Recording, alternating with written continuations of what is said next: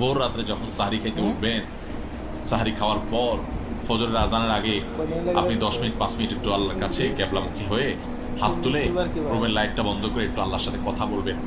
মানুষের সাথে বহুত কথা বলছেন, আল্লাহর সাথে একটু কথা বলে দেখেন।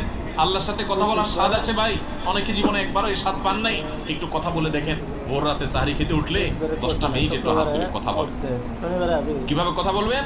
কথা বলবেন এইভাবে, ও আল্লাহ, কত গুনাহ আমি করেছি, কত পাপাচার আমি করেছি, মরতে আমার হবে, তোমার কাছে যাওয়া আমার লাগবে আল্লাহ।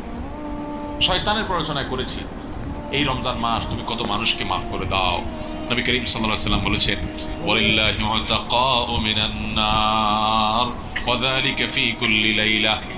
রমজানের প্রত্যেক রাতে আল্লাহ তাআলা অনেক মানুষকে সাধারণ ক্ষমা ঘোষণা করে দেন, যে যাও অমুক অমুক অমুক অমুক, যাও তোমাদেরকে মাফ করে দেওয়া হলো, জাহান্নাম থেকে মুক্ত ঘোষণা করে দেওয়া হলো।